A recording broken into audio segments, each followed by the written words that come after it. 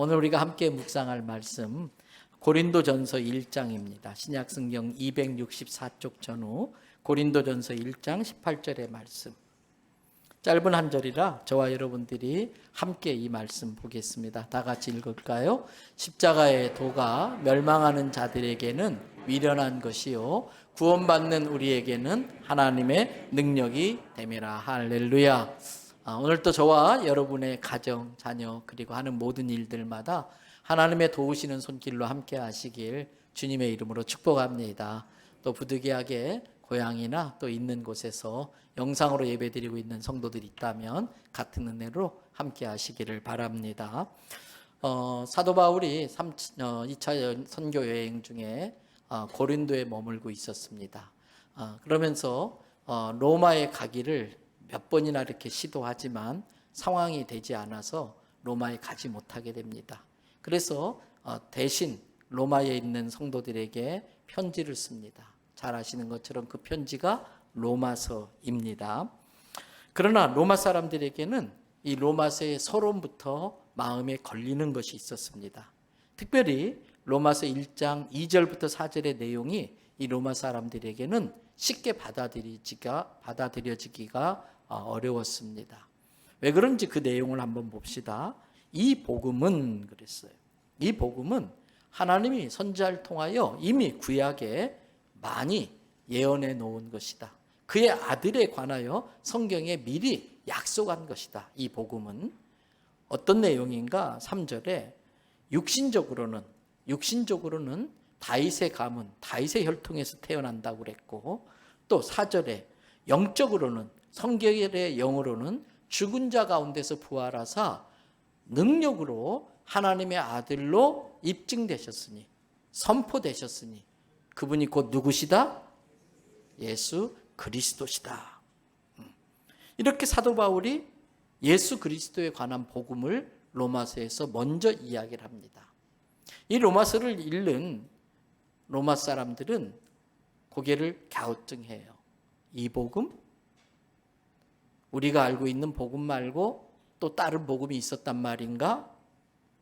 이 복음이라고 하는 단어는 당시 로마 사람들에게 낯선 단어가 아니었습니다. 익숙한 단어였습니다. 다만 우리와의 차이가 있다면 우리는 복음 그러면 당연히 예수님을 떠올립니다. 다윗의 혈통으로 태어났고 죽은 자 가운데서 부활하사 우리의 생명의 주가 되신 예수 그리스도를 우리는 당연히 떠올립니다. 그러나 당시 로마 사람들은 복음하면 가장 먼저 떠오르는 사람이 있었으니 로마의 초대 황제이고 팍스 로마나 이렇게 표현하지요. 로마를 그 당시 가장 세계 최대 강국으로 만든 아우구스투스 황제를 가장 먼저 생각합니다. 원래 이 복음이란 단어는 신앙적인 단어가 아니었고 세속에서 많이 사용되고 있는 정치적인 용어였습니다. 이 단어가 로마 사람들에게 익숙할 수 있었던 이유가 있습니다. 전에도 좀 말씀드린 적이 있습니다만은 이 아우구스투스 황제에게 아부하기 위해서 또는 그의 공을 치적을 널리 알리기 위해서 비석을 세우게 됩니다. 고고학자들에 의해서 그 비석이 발견되었는데 그 비석에 새겨진 비문 중에 이런 내용이 나옵니다. 신은 아우구스투스 황제를 우리와 우리 자손을 위하여 구원자로 보내 전쟁을 종식시키고 만물을 다스릴 것이다. 그의 위용은 이전 통치자들과 다르다. 그러므로 아우구스투스의 탄생은 온 세상 사람들에게 복음이다. 여러분, 아우구스투스 황제의 업적을 기리기 위함이긴 합니다만 그를 세상의 구원자로 이렇게 지켜 세우는 그러한 내용입니다. 그래서 복음하면 늘 그렇게 생각하고 있던 로마 사람들에게 사도 바울은 로마서를 통해 가지고 서두부터 이야기합니다. 아닙니다. 아우구스투스는 구세주가 아닙니다. 그 아우구스투스는 우리를 구원해 주지 못합니다. 오직 예수 그리스도만이 우리의 진정한 구세주이고 그분만이 우리를 구원해 줄 수 있습니다. 지금 내가 그에 관한 내용, 그에 관한 복된 소식, 굿뉴스, 유앙겔리온, 헬라어로는 유앙겔리온, 이 굿뉴스를 여러분들에게 전해드리겠습니다. 그래서 로마서를 쭉 적어 나가는 겁니다. 여러분 그 중에 일부인 로마서 1장 15절에서 17절을 한번 보십시오.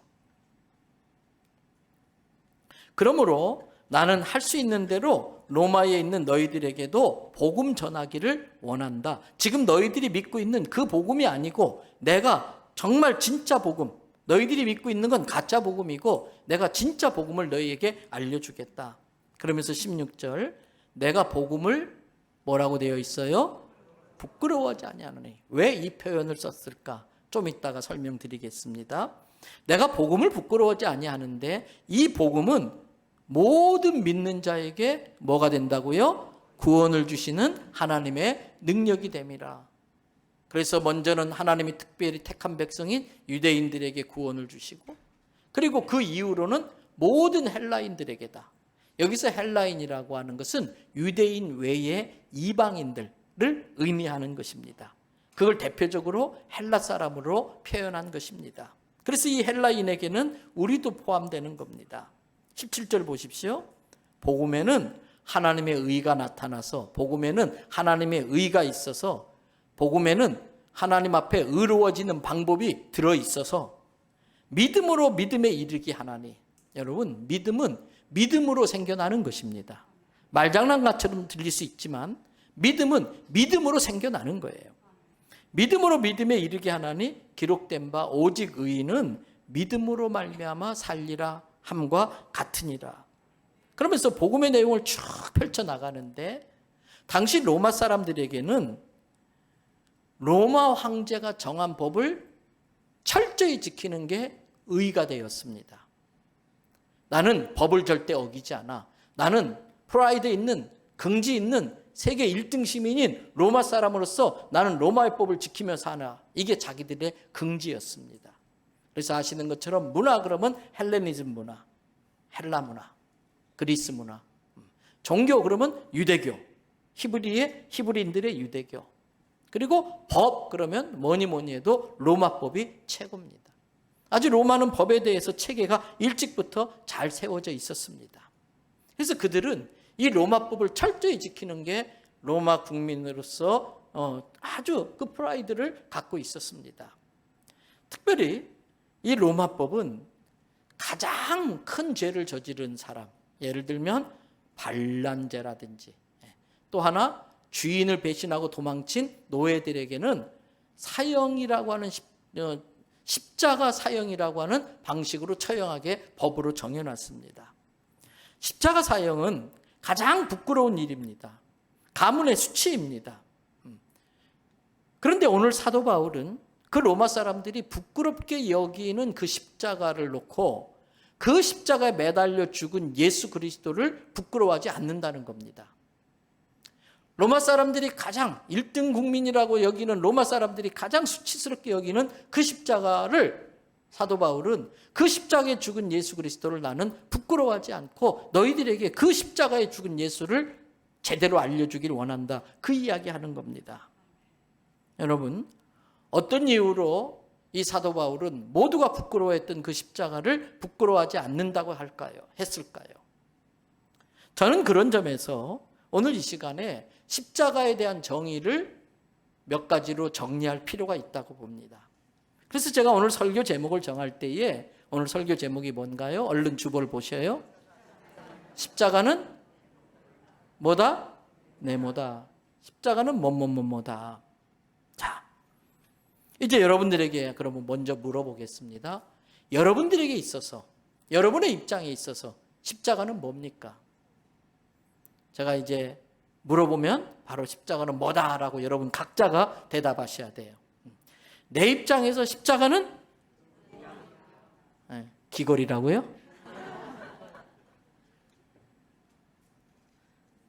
저는 첫째, 십자가는 네모다. 그 네모 속에 십자가는 나의 사형틀이다. 십자가는 사형틀이다. 여러분 로마 법에 의하면 십자가는 사형 방법 중에 가장 잔혹하고 가장 고통이 심한 사형 방법이에요.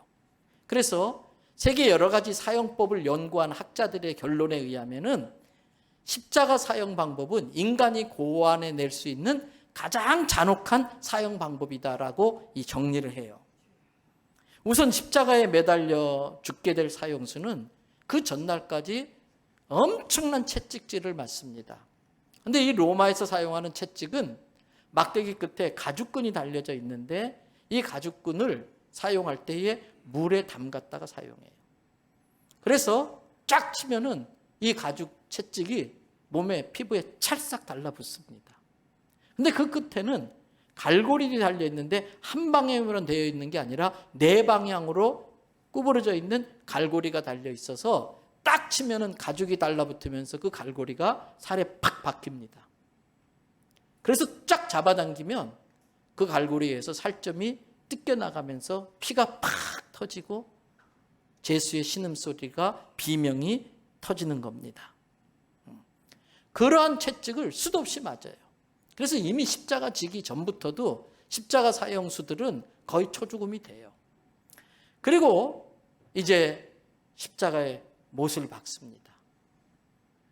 그리고 가장 눈에 잘 띄는 곳, 예를 들면 사거리, 교차로, 또 원형 경기장 정문 앞에, 또는 높은 언덕, 또는 그 제수가 죄를 저지른 바로 그 자리에 십자가를 바꾸서 세워서 매답니다.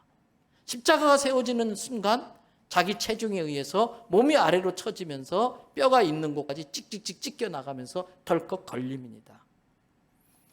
그리고 귀찮은 로마 군인들은 죽을 때까지 기다리는 게 귀찮으니까 몽둥이로 정강이 뼈를 쳐가지고서 뼈를 부러뜨려서 빨리 죽게 하기도 합니다.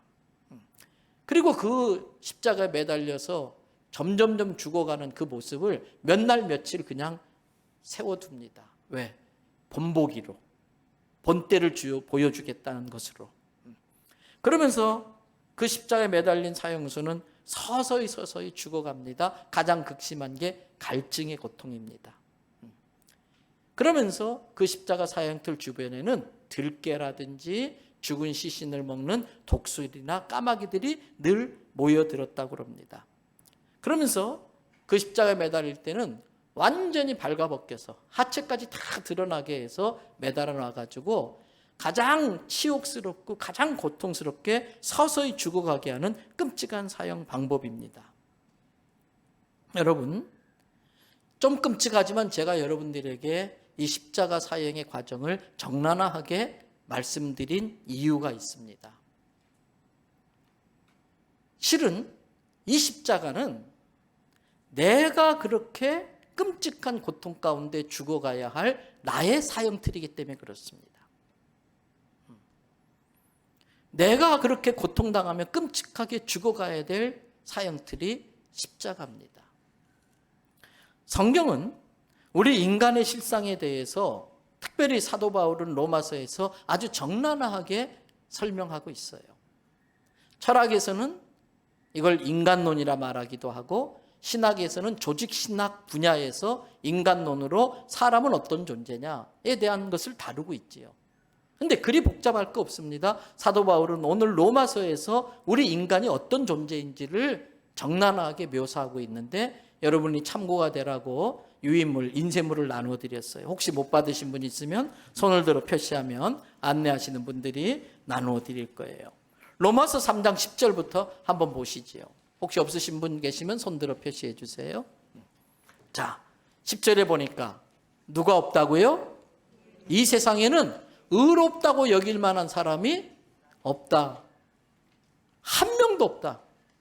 예외 없이 이 세상에 의로운 사람은 아무도 없다. 모두가 죄인이다. 그 뜻입니다. 그러면서 11절, 자기가 죄인이면서도 죄인이라는 것을 깨닫는 자도 없고 자기가 죄인이기에 멸망당할 존재이기 때문에 하나님의 은혜가 필요한데도 불구하고 하나님께 살려달라고 매달리는 사람도 없고 그러면서 12절, 자기의 잘못된 지식과 상식에 치우쳐서 무익하고 선하지 않은 것들을 행하고 그래서 13절 그들의 모습은 목구멍은 마치 뭐다? 열린 무덤. 여러분, 이 로마나 이스라엘 지역은 동굴에다가 장사를 치릅니다. 장례를 치릅니다. 시신을 넣고서 뚜껑을 딱 덮고 겉을 회칠하고 그림을 그리기도 하고 조각을 새겨 놓기도 하고, 그래서 겉에서 볼 때는 아주 멋들어져요. 그런데 어쩌다가 무덤의 뚜껑을 열 일이 있어서 무덤 뚜껑을 옆으로 굴려서 여는 순간 시체 썩는 냄새가 진동을 합니다. 오늘 사도 바울은 우리 인간들의 모습을 너희의 목구멍은 역겨운 냄새가 나는 열린 무덤이다. 그 안에 혀가 있는데 그 혀는 속이는 것을 밥 먹듯이 하고 남을 속이는 것, 거짓말하고 하는 게 아주 다반사고, 그 입술에는 독사의 독이 있고 14절 그래서 그 입을 가지고 누군가를 저주하고 악한 말을 하고 악독한 이야기를 하는 것이 입안에 늘 가득 차 있고, 15절 그러면서 그 독을 가지고 누군가를 해치고 누군가를 죽이는 일에, 피 흘리는 일에 발빠르게 달려간다. 누군가를 험담하고 누군가를 모함하고 안 좋은 이야기를 하는 데는 너무나 그게 맛있고 거기에 너무나 적극적인 우리들의 모습을 보여주고 있어요. 그래서 16절에 보면 그렇게 못된 짓을 하는 사람이나 당하는 사람이나 그 인생길에는 파멸과 멸망과 고생만 있다. 그래서 17절 참된 평안과 평강을 알지 못한다. 그 어떤 누구도 이 세상에서 진정한 평강을 누리며 사는 사람은 없다는 거예요. 그러면서 18절 그들 앞에 심판주 되시는 하나님이 눈앞에 있음에도 불구하고 그 하나님을 두려워하지도 않는다. 여러분, 이게 인간의 실상입니다.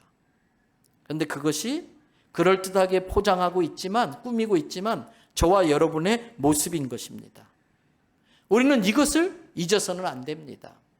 하나님의 은혜로 우리가 구원은 받았지만 우리도 예수님을 믿기 전에는 십자가에 매달려 그렇게 끔찍한 고통과 함께 치욕스럽게 죽어가야 하는 죄인이라는 걸 잊지 말라는 거예요. 십자가 볼 때마다. 그것을 기억하고 있으면 나 같은 것이 이렇게 산다는 것, 나 같은 게 이런 걸 누리며 산다는 것, 이건 은혜구나. 하나님의 은혜라는 걸 잊을 수가 없다는 거예요. 내가 십자가에 매달려 죽어야 될 죄인이라는 것을 우리가 잊지 않으면 계속해서 겸손할 수 있습니다. 그러나 그 사실을 잊으면 그 순간부터 우리는 교만해집니다. 다른 사람과 나를 비교하면서 내가 좀 월등하고 우위에 있다, 내가 좀 우월하다, 그런 생각으로 남을 정죄하기 시작합니다. 여러분, 집에 가셔서 정죄라고 하는 단어를 한자로 찾아보세요. 정할 정자, 죄를 정한다. 그런데 아십니까? 정죄할 수 있는 분, 죄를 정할 수 있는 분은 정죄받을 일이 없는 하나님만이 하실 수 있는 일이에요. 누군가를 비교해가지고 그 사람에게 죄가 있다라고 이 죄를 정하는 정죄는 정죄받을 일이 없는 하나님만이 할 수 있는 일이에요. 만일 내가 누군가와 비교해서 내가 좀 우월하고 월등하고 그래서 누군가를 얕잡아보고 비웃고 정죄한다 그러면 스스로 나는 정죄받을 일이 없다라고 말하는 것과 똑같습니다. 나는 정죄받을 일이 없다고 생각하는 사람만이 남을 정죄할 수 있습니다.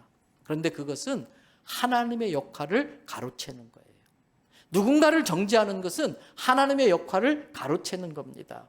그것은 선악과를 따먹고 하나님이 되려는 시도를 했던 아담과 하와와 다를 바가 없는 것입니다. 때문에 사랑하는 대연성결교회 성도 여러분, 우리는 십자가를 너무나 수시로 자주 봐요. 십자가를 가까이 하고 싶어서 목걸이로 만들어 걸기도 하고 배지로 붙이기도 하고 귀에 끼고 다니기도 해요. 집에다가 걸어놓기도 하고. 그런데 그 십자가를 볼 때마다 뭘 생각해야 되느냐? 저게 내가 매달려 죽어야 될 사형틀이었구나. 기억하시기 바랍니다. 두 번째 십자가. 십자가는 네모다. 자, 또 물어보겠습니다. 여러분들에게. 내 입장에서 십자가는 뭐다? 갑자기 왜 대답을 못하고 계시? 십자가는 빚 갚는 것이다. 십자가는 채무 갚는 것이다. 로마서 6장 23절 말씀 보십시다. 죄에는 반드시 대가가 있습니다. 죄에는 반드시 대가를 지불해야 됩니다. 죄의 싹이 있습니다. 값을 지불해야 됩니다. 죄의 값은 뭡니까? 사망이다. 근데 그 사망은 그냥 사망이 아니라 영원한 사망, 지옥의 멸망을 의미합니다.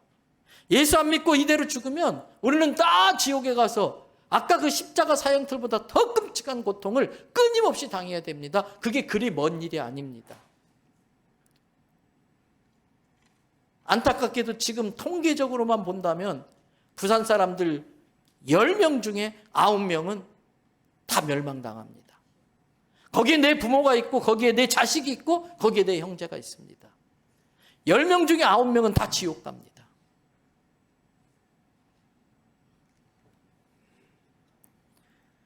우리가 죄를 짓는 순간부터 사단은 그 죄를 가지고 우리 보고 죄값 갚으라고 계속 빚쟁이 노릇을 합니다. 끊임없이 그 죄를 가지고 우리를 괴롭힙니다. 그 죄를 약점 삼아서 더 큰 죄를 짓도록 우리를 유도합니다. 십자가는 우리가 지은 죄의 값을 갚아주는 것이 십자가입니다. 예수님께서 십자가에 못 박히시고서 7마디 말씀을 하셨지요. 그때 마지막 했던 말씀이 다 이루었다. 그리고 숨을 거두세요. 전도폭발 훈련 받으신 분들은 귀가 아프게 들은 단어입니다. 다 이루었다. 그 헬라어 단어가 테텔레스타이라는 단어예요.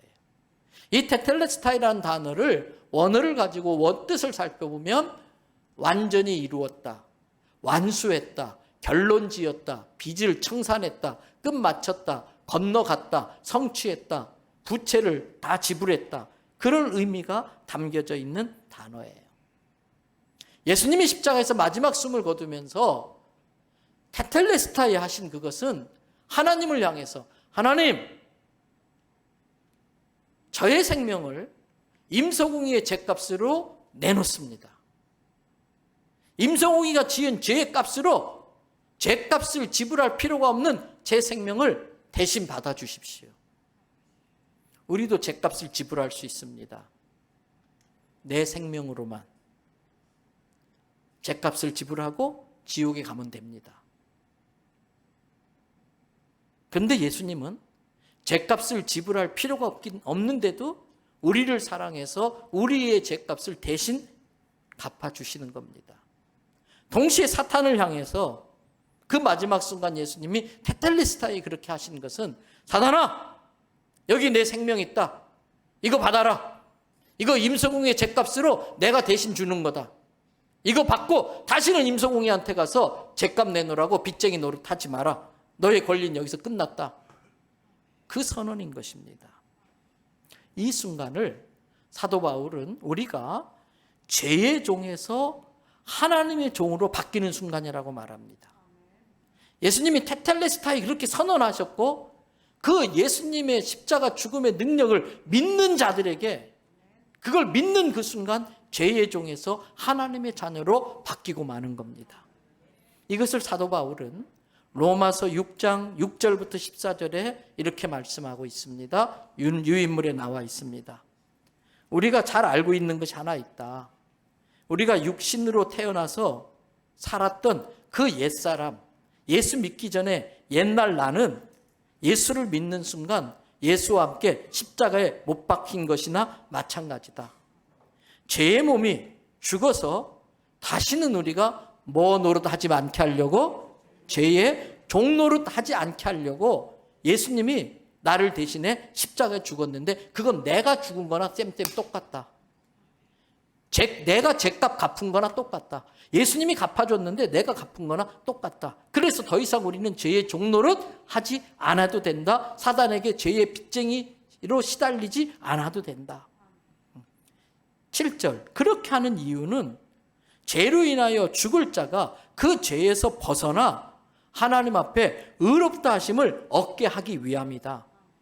8절 만일 우리가 예수와 함께 죽었다면 또한 그와 함께 다시 살 것도 믿어야 되는데 이는 9절 그리스도께서 죽은 자 가운데서 살아나셨음에 다시 죽지 아니하시고 사망이 다시 그를 좌지우지 못하게, 사망이 그를 잡고 휘두르지 못하게 할 줄을 압니다. 왜? 사망의 권리는 죄에서부터 나오는 거예요. 죄의 권세는 죄에서부터 나오는데 죄값 지불했기 때문에 더 이상 죄가 자기 권리 주장을 못하게 돼버린 거예요. 10절, 예수 그리스도가 죽으심은 우리의 죄에 대하여 단번에 죽으신 것이고, 그런데 그 예수님이 계속 죽음의 상태로 있지 않고 부활하시고 살아계심은 하나님 앞에서 살게 된 거다. 죄로 있는 상태는 하나님 앞에 설 수 없는데 죄의 값을 지불하여 죽으심으로 죄가 다 청산됐기 때문에 하나님 앞에 의롭다고 다시 설 수 있게 됐다는 거예요. 이걸 예수님이 하셨다는 거예요. 그런데 11절 보세요. 이와 같이 너희도 너희 자신을 죄에 대하여 죽은 자이고 그리스도 예수를 믿는 믿음 안에서 하나님 앞에서는 다시 살 수 있는 자라는 것으로 여길지어다. 여기서 여긴다고 하는 것은 믿어라 그 뜻이에요. 그러므로 12절, 너희는 더 이상 죄가 너희 몸을 지배하지 못하게 해서 몸의 사욕에 순종하지 말고, 계속해서 우리가 예수 그리스도와 함께 믿는 순간 죄로 죽을 몸은 죽었고 다시 예수의 부활과 함께 영생을 얻어서 영원한 천국에 갈 수 있게 되었지만, 육신을 입고 이 땅에 사는 동안에는 여전히 죄의 습관이 남아있고 육신의 정욕이 남아있기 때문에 그러한 계속 욕구들이 있을 때에 그것에 순종하지 말아라. 협조하지 말아라. 13절, 너희 몸뚱아리를, 너희 지체를 죄 짓는 불의의 무기로 사단에게 내주지 말고 오직 너희 자신을 죽은 자 가운데서 다시 살아나게 하신 하나님께 헌신하며 내 삶을 하나님께 드리며 너희 몸을, 너희의 인생을 하나님이 사용하는 의의 무기로 하나님께 드려라. 그게 신앙생활이에요. 그러면 14절 다 같이 읽어볼까요? 죄가 너희를 주장하지 못하리니 이는 너희가 법 아래 있지 아니하고 은혜 아래 있음이라. 법 아래 있으면 법을 다 지키지 못하기 때문에 계속 죄를 짓게 되고 죄의 지배 아래 있는데, 우리는 더 이상 율법 아래 있는 자들이 아니라 하나님의 은혜 아래 있는 자들이라는 거예요. 그런데 우리가 구원을 그렇게 해서 받았음에도 불구하고 육신을 입고 사는 동안에는 죄에서 완전히 자유로울 수는 없어요. 그래서 또 죄를 지을 수 있어요. 그래서 이걸 아신 예수님께서 우리에게 약속하신 분이 있는데 그분이 성령 하나님이세요. 그 성령님이 예수님이 하신 약속들을 생각나게 만들고 그 성령님이 죄와 싸워서 이길 수 있는 능력을 주시고 그 죄를 피할 수 있는 지혜를 주시는 거예요. 때문에 구원받은 성도가 힘써야 될 것은 경건 훈련을 통해서 성령 충만함을 유지하는 거예요. 우리가 예수의 이름으로 구원을 받으면 구원은 받았지만 여전히 죄의 습관과 마귀의 교활한 장난에 죄 가운데 있어서 하나님께 영광을 돌리지 못해요. 자식은 자식이에요. 죄 지어도 자식이에요. 그런데 자랑스러운 자식이 있고 부끄러운 자식이 있어요. 착한 자식이 있고 못된 자식이 있어요. 부모를 기쁘게 하는 자식이 있고 부모 속을 썩이는 자식이 있어요.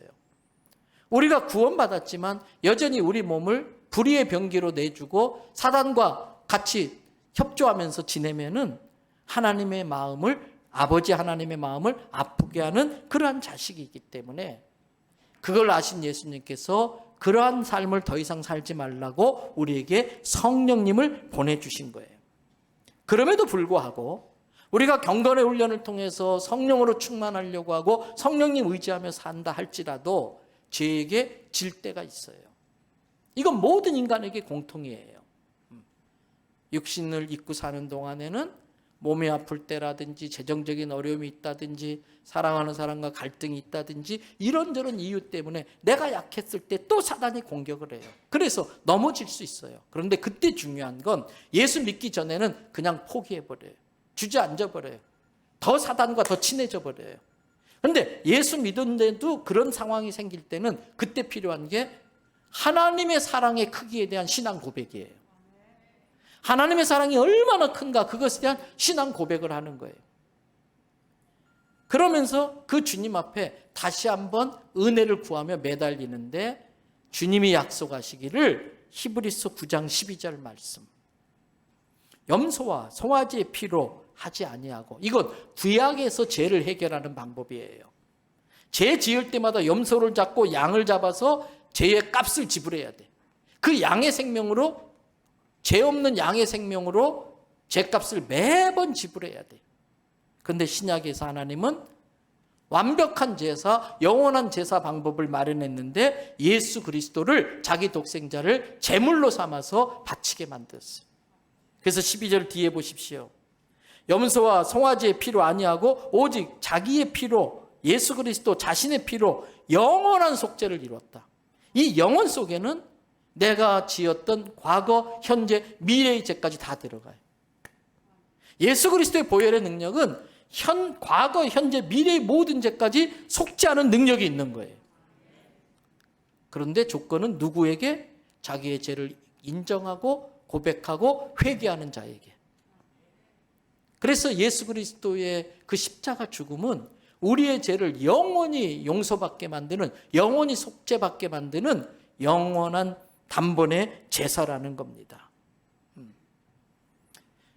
그래서 우리는 사도 바울이 로마서 6장 6절, 12절, 13절 아까 읽은 말씀을 통해서 한 것처럼 계속해서 경건의 훈련을 통해 성령 충만해지고 성령의 지배를 받아서 하나님의 의의 병기로 죄와 싸워야 돼.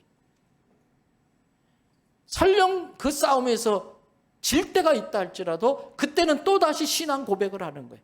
하나님의 그 크신 사랑, 무한한 사랑, 변함없는 사랑, 이 모습 이대로 사랑해 주시는 하나님의 사랑. 그래서 부모는 못된 짓 하는 자식을 야단은 치지만 사랑을 거두진 않습니다. 사랑은 변함이 없습니다. 그것이 우리의 믿음 되어야 되는 거예요. 그래야 다시 죄와 싸워 이기고 회개하고 다시 일어설 수 있는 것입니다. 예수님은 이 싸움을 위하여 우리에게 성령을 약속하셨고 그 성령을 우리에게 약속한 대로 보내주셨어요. 그래서 그래서 세 번째 십자가. 자, 다시 십자가는 네모다. 십자가는 사형틀이다. 십자가는 빚 갚는 곳이다.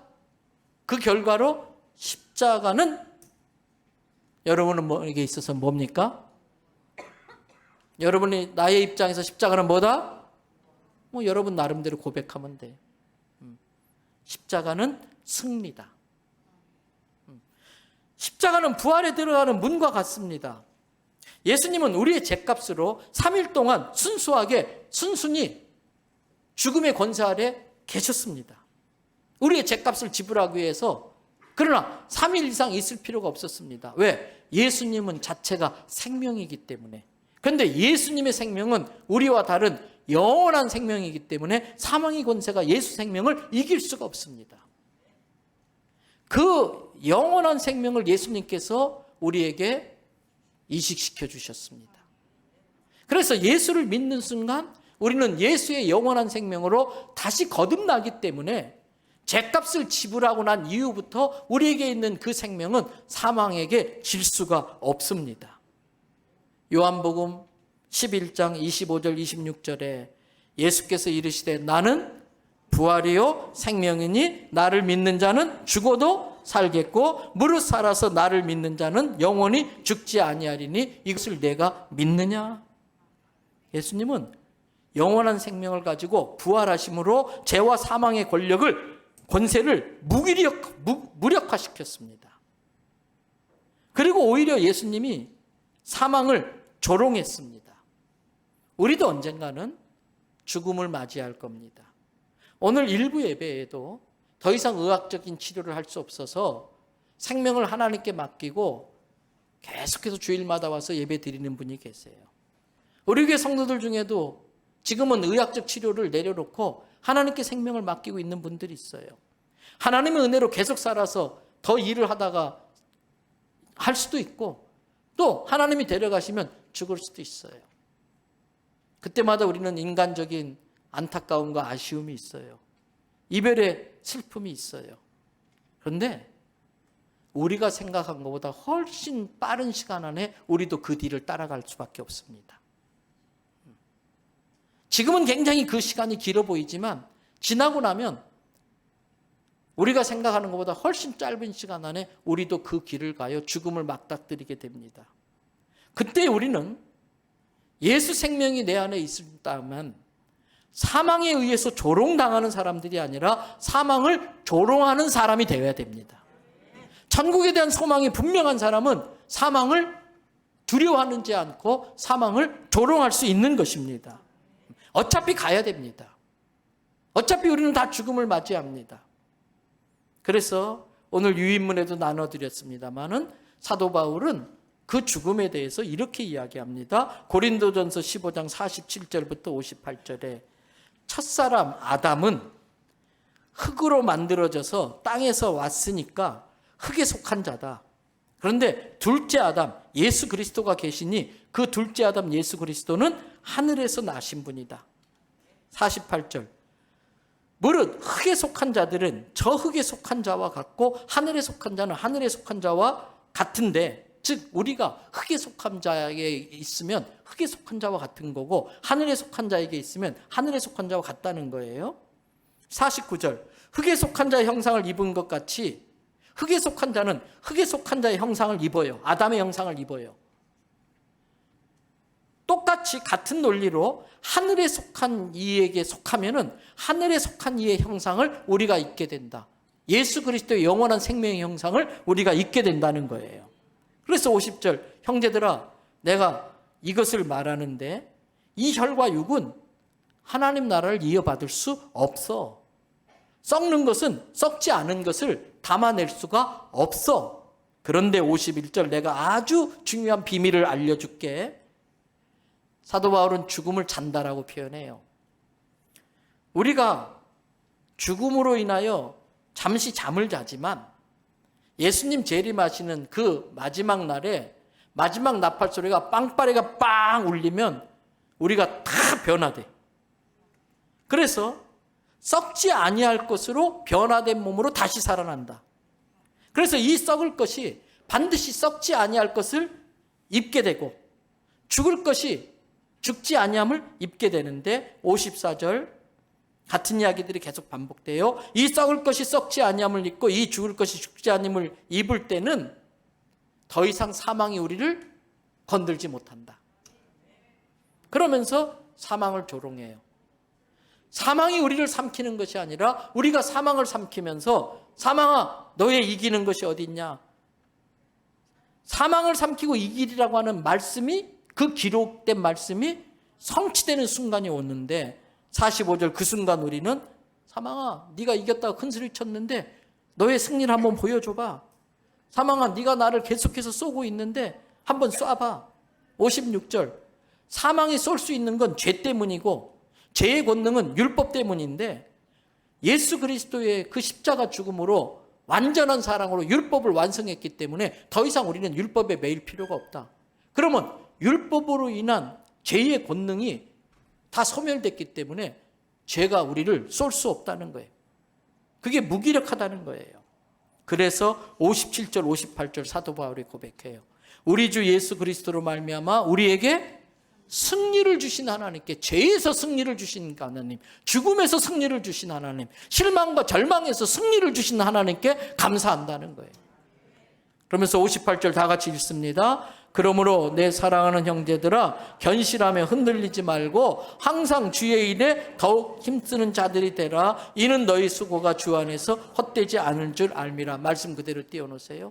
그러므로 이제 나와 같은 믿음을 갖게 돼서 나의 형제가 되는 나의 사랑하는 형제들아 많은 유혹이 오고 사단이 죄값을 지불하라고 또 다시 대들고 여러 가지 육체의 질병으로 재정적인 어려움으로 휘둘릴 때가 있지만 그렇게 휘둘리지 말아라.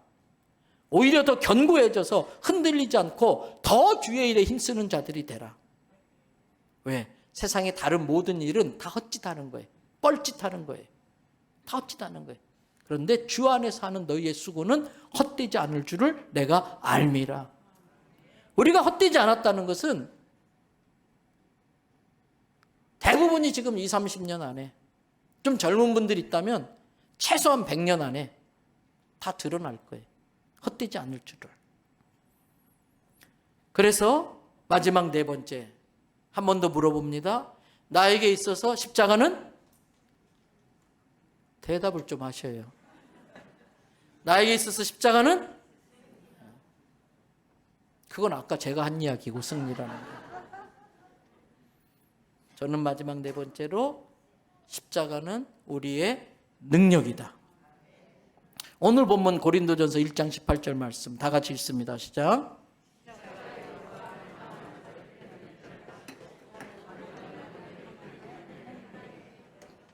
십자가가 왜 능력인가? 여러분, 우리 아이들이 컴퓨터 게임을 해요.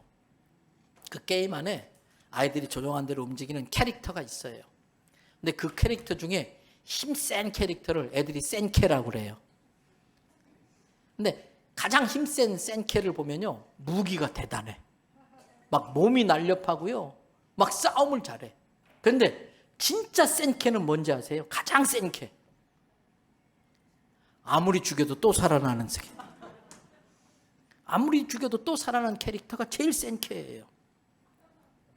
세상에서 가장 큰 능력은 사망을 이기는 능력입니다. 세상에서 우리를 가장 위협하는 가장 큰 능력은 사망인데 십자가는 승리다. 십자가에서 사망에 승리하셨어요. 그렇다면 가장 큰 능력인 사망을 이겼다면 그 밑에 있는 능력들은 얼마든지 이겨낼 수 있는 거예요. 왜? 우리에게 부활의 신앙이 있기 때문에. 가장 센 캐가 우리에게 있기 때문에. 그래서 가장 큰 능력이 사망이었는데 그 사망을 이겨내버리고 났으니까 제일 무서운 사람이 뭐예요? 죽음을 겁내지 않는 사람이에요. 천국에 대한 확신과 믿음이 있기 때문에 다른 어떤 것들이 우리를 위협하고 공격해도 지가 기껏 해봤자 날 죽이기밖에 더 하겠어? 그럼 나 천국 가면 되는 거고, 그 사람을 어떻게 이겨요? 그 믿음이 있는 사람을 어떻게 이겨요? 그래서 십자가는 어떤 어려움도 이겨낼 수 있는 우리의 능력인 줄로 믿습니다. 그래서 요한복음은 예수님께서 16장 32절 33절에 그런 이야기를 해요.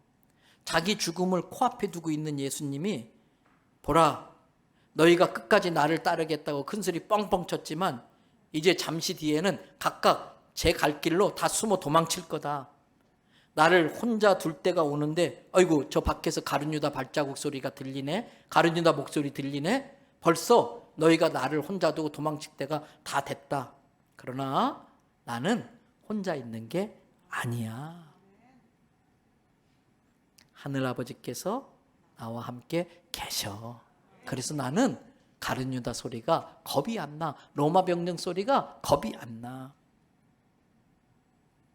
여러분, 세상이 나를 버리고 사람들이 다 나를 떠난다 할지라도 하나님이 나와 함께 하시는데, 하나님이 나와 함께 내가 너를 버리지도 않고 떠나지도 않겠다고 약속하셨는데, 그 믿음 가운데 있으면 가장 큰 위협인 사망도 우리가 십자가에서 이겨내는데 뭐가 두려울 게 있어요?